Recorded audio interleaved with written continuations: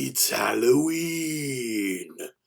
Actually, it's not, because our power was out on Halloween, so that means that... So here's what happened. Legit. It's just getting dark. It's just about the time that I think, oh, I should go upstairs and turn on the porch light and maybe sit by the door so I can give candy to the little ankle biters. And the power goes out. Big ass thunderstorm rolls into Charlotte, and we lose power for 11 hours. Halloween is canceled. My fat ass gets all the candy. So yeah, Halloween was canceled. I'm still eating all the candy, so sugar rush, that's a thing. And you guys get me with funny uplighting and bare walls behind me. You're saying, John, what's up? Where are all the books? Did you sell all the books at your last convention? Sadly, no. Even more sadly, the sewer line backed up in my house.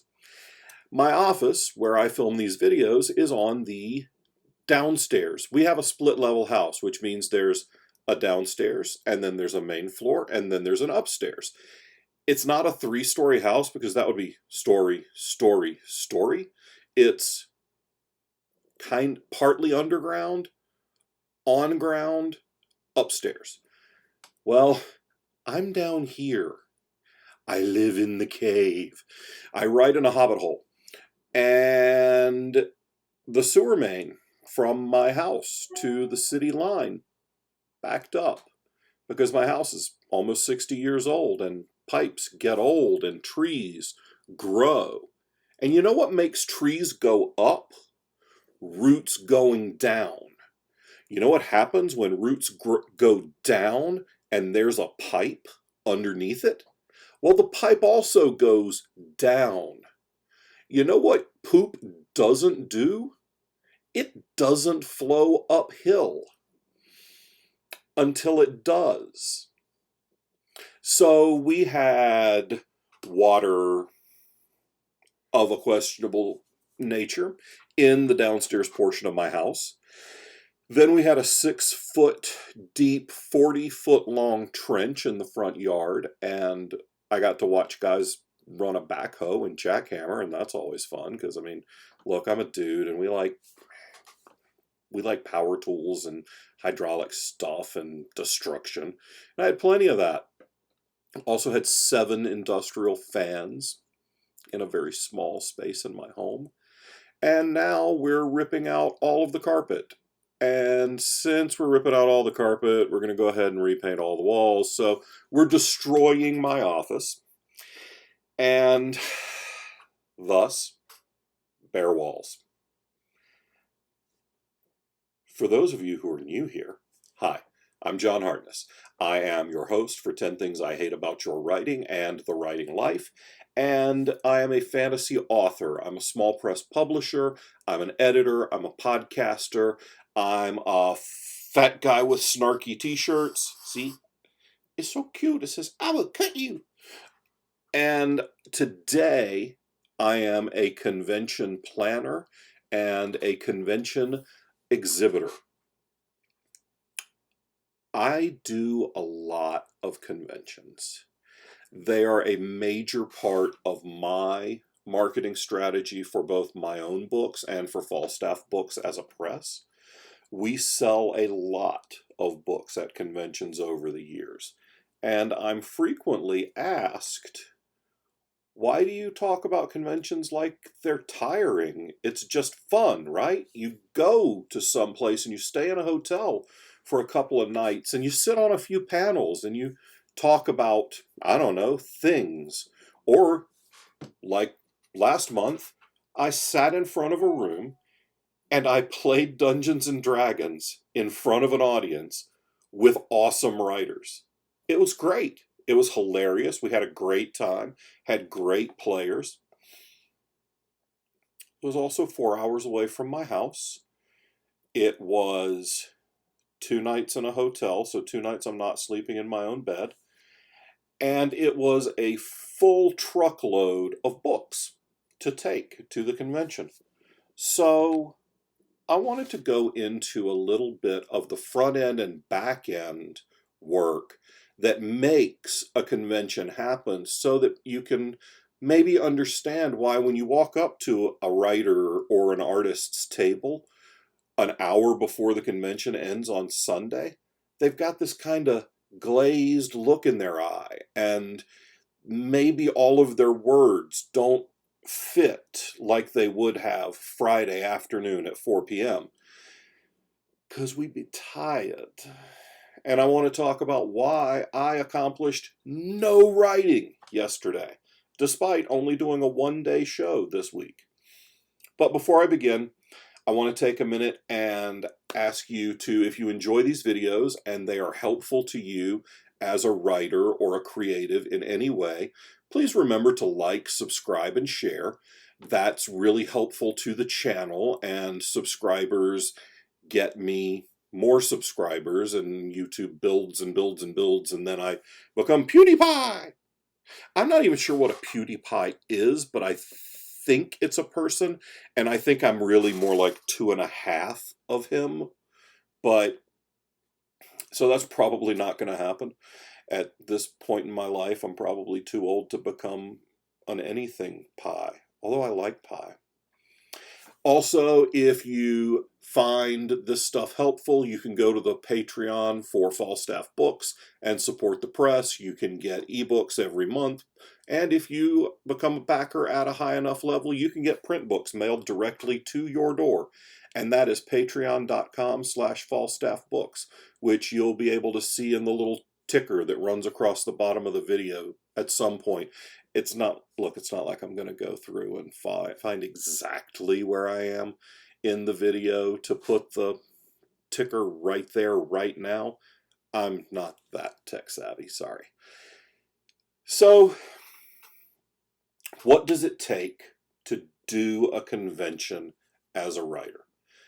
This assumes that you already have all of your materials, that you have your tablecloths, that you have your book stands, that you have your cash box, that you have your change, you have bookmarks, you have business cards, you have any swag you want to give away, you have your cell phone with Square, the credit card processing app already loaded, you've got your inventory loaded into Square so you can keep track of what you're selling.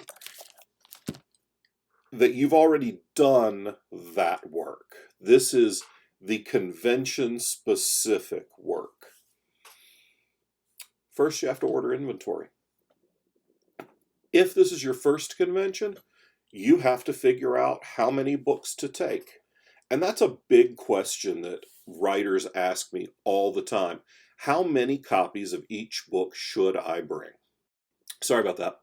My nose was running, and you guys didn't really need to hear me go snarfle all over the place. That's nasty. So, writers will ask me, how many copies of each book should I take to a convention? And if anyone actually knew how to figure this out, none of us would ever take books home from a convention, because we would take exactly the right number. None of us would ever sell out on Friday of a 3-day con. It's the same thing. How do publishers know what's going to be a hit? We don't. That's why we publish things that aren't hits. Because if we knew exactly what would be a massive runaway success, we would probably publish just those. But we don't. I can say that if I'm doing a convention where I expect 2,000 to 3,000 people, which is what I did this weekend at the Geek Gala and Muggles Market here in Charlotte. I expected maybe 2,500 people. Spoiler! They exceeded expectations by a fucking mile. I've done a lot of conventions, and I have a lot of titles that I'm carrying. But if it's just me, if I am flying solo and we're going to say that we're going to go back in the Wayback Machine to back when I only had 4 titles. We're going to say I have 1 standalone and 3 books in a series. And I'm going to a one-day event with about 2,500 people. And it's an event where people are predisposed to buy books and or just spend money in general. I'm going to take 20 copies of book 1 of my series, 10 copies of book 2, 10 copies of book 3, and depending on how it typically sells, 10 to 20 copies of my standalone. If my standalone is my weakest selling title, then I'm only going to take 10. If it's my best selling title, I'll take 20. But if I have just a few books in my arsenal, in my inventory, I'm going to take, what was that, 60 paperbacks? So 60 paperbacks is probably, with my bins, 200-page paperbacks, 60 of them, that's probably going to be 3 of the big blue tubs that I carry books in. So I've got 3 bins worth of paperbacks. We're going to say that I'm going to sell those paperbacks for $10. So the math is easy. That means I'm probably going to pay $5 for them. So 60 times 5, I'm going to spend $300. 3 weeks before the convention, I'm going to spend $300 in inventory. Then the inventory comes in, I unpack the boxes, I put the inventory on the shelves, I count it, I log it into my system. Then it's the day before the show. It's time to pack the truck. Okay. I come into the office, I grab a blue bin, I throw 20 books in the blue bin. Got a little space left over, so I jam a tablecloth in there, put the lid on. Lather, rinse, repeat until I've got 3 big blue bins full of books, and then I've probably got a blue bin that is my swag and admin box. I carry a lot of admin style stuff to a convention because I'd rather have it and not need it than need it and not have it. So I've got zip ties, I've got rubber bands, I now have painter's tape, we just added that to the box. I've got bookmarks, I've got business cards, I've got business card holders, I've got square card readers, I've got charger cables for phone and iPad, I've got a spare battery pack for phone and iPad, I've got a little medicine bottle with Advil and Imodium in there because you can't sell books if you're in pain, and you can't sell books if you're shitting yourself at the table. And I am free with the Advil because nobody wants to hang out with people that are in pain. People with headaches are grumpy.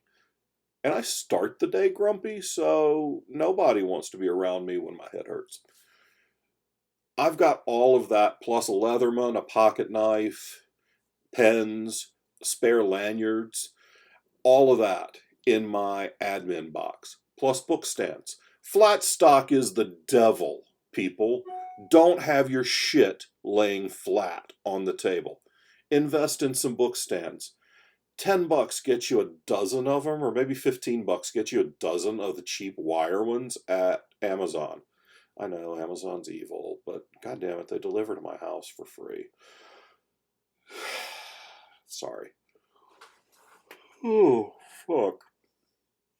I had an early meeting with the project manager for the destruction of my home project, so I has a tired.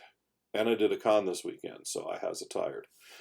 So by the time I've got all those bins loaded and I've got them loaded into the truck, we've probably spent 2 or 3 hours before I drive to the event.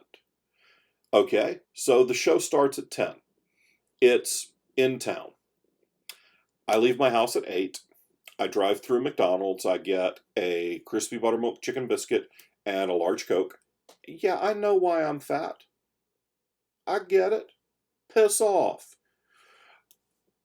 Then I try to be at the site by 9. I load in. I find where my table is. It's 9 o'clock. I set up the books. Hopefully, it's fall, winter, or spring. and I don't then need to go put on a new shirt because, remember, fat. Also, Wellbutrin, my antidepressant, one of the side effects is excessive sweating, which is exactly what a fat guy needs in his psych drugs, right? But we're all way better when I'm on my meds than when I'm not on my meds. So I'll just carry a bandana. Anywho, so I've got it loaded up. I've got everything set. I've got the hand truck taken back to the truck if there's not enough space behind my table for it. I've got my banner set up, all of that.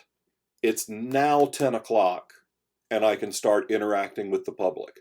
This is for a Comic-Con or an art show or that kind of event where I'm not on panels. So we're going to say 10 to 4. I'm in there. I'm selling. I'm shaking hands. I'm kissing babies. I'm peopling hard. That's not the normal state for a writer, by the way. Many writers are extremely introverted. I'm not. I know this comes as a shock to you guys that I'm not a spectacular introvert. But the fact is that I'm kind of what a lot of people call an extroverted introvert. I can deal with people until I can't. And then it's like a switch is flipped and I'm just like, done. You want to buy something? Good. So I spend 6 hours dealing with people, selling to people, making jokes, making cracks about their cosplay, talking about how, sorry, a little burp, talking about how cool their t-shirt is, although it's not as cool as my unicorn with a razor blade strapped to its horn. All of that. Then pack it all up, load it into the truck. I can usually get out of most small shows in 15 to 20 minutes as long as I'm not chatting with anybody. Then I go to dinner. I'm almost always going to go to dinner with somebody because the other vendors and artists at shows, well, they're my friends. And I don't get to see them that often. They're also my coworkers. And we may have projects that we're talking about. We may have things coming up. We may need to iron out details for the show the next week or the next month. We may have plans that we need to lock in for an event the following year. I may have information I want to gain about the books they're writing for me or the books they want to be writing for me. So I'm going to dinner with somebody. Let's say that runs till 7. Okay, so I get home about 7:30 or 8. I've been gone from my house for 12 hours. I've been on for almost that entire 12 hours. I've got 3 or 4 hours beforehand to prep. I still have to unload the truck, log back in the inventory that I didn't sell, reshelve everything, put the bins away, and reorder for the next event. So in addition to the 12-hour day that actually is doing the convention, there's a full work day's worth of prep split up between the front side and the back side preparation. So a one-day con is more like 2.5 days, which is why when we have a convention like this year's Muggles Marketing Geek Gala, which was amazing and an incredible influx of people, and a great time was had by all, it was also brutally exhausting, and I got no words done on Sunday after the show. I needed to get words done, but I couldn't. I was exhausted. And I knew, I'm still a little tired.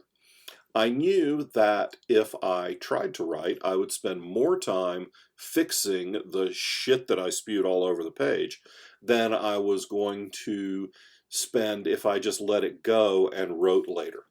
So to do a one-day show costs a minimum of 2 days writing time. So why do I do them? Why do I do over 20 conventions every year? One, I love them. I really do. I love meeting fans. It's awesome. I love converting fans. Having somebody come up and say, well, I've never heard of you. I say, yes, most people haven't. I'm used to that. And they say, well, I really like that Jim Butcher guy. So I say, hey, I get paid good money to rip off Jim Butcher. You should read my shit. And people laugh because that's funny, right? It's also brutally honest, and I'm okay with it because Jim Butcher's Dresden Files is a huge influence on my work, so fine, I'll own it. Yeah, I'm a cheap Jim Butcher ripoff. I'm even growing out my Jim Butcher hair. I might dye it blue next. I'm not going to dye it blue next. I look like Jim Butcher ate Jim Butcher. But when I'm working to convert fans, I get to talk to people about books that they love. I get to talk to people about books that I love. I love going to conventions because I get to see other awesome artists. I get to buy cool shit. I get to meet cool people. Fuck, sorry. I get to buy great books. Occasionally, people even give me books, which is super cool. So I love that aspect of it. It's also a place for me to go buy writers. As a publisher, I go to conventions to meet writers and see how they handle themselves in public. If they're dicks to the people walking up wanting to buy books, I don't want to deal with them. Because God, I would just be someone who wants to give them money. Why should they treat me any better than the people who want to buy their work and give them money? So it allows me to meet great writers. Most of the writers that I publish, I met by doing conventions. I met them on the con circuit. They became friends. Now I publish them. It's awesome. So those are some of the things I love about conventions. I like seeing what is coming out that's new. I like hanging out with nerds. And I do make money. Conventions are profitable for me. Not hugely so, but over the course of a year, I managed to make a slight profit after I cover costs. So it is a marketing expense that directly generates profit. And those are really rare. I'm also really good at hand selling books. Some people aren't. Some people don't like to. I enjoy chatting with people, and I consider it a game. The money is how we keep score. That's something I read when I was young in the Belgariad by David Eddings, and I was just like, yeah, I can hang with that. And it's colored my impression of sales ever since. So as someone who is a born huckster, I do well at it, and I do well enough to make a slight profit. And by slight, I mean not enough to make a mortgage payment over the course of a year, but enough to make a very cheap car payment. I think last year, in 2018, I think my profit in conventions was about $250. That involved $16,000 in paperback book sales to make $250. That also covered all my travel expenses to over 40 appearances. So it's not an insignificant amount of money. It's just potentially an insignificant amount of overall profit. But like I said, it is a marketing effort that directly generates profit. And those are unicorns, with or without razor blades. So that's why I do them. I make money at them and I enjoy them. But they are tiring, and that's why sometimes books are late, because I spent time doing conventions and didn't spend a lot of time writing.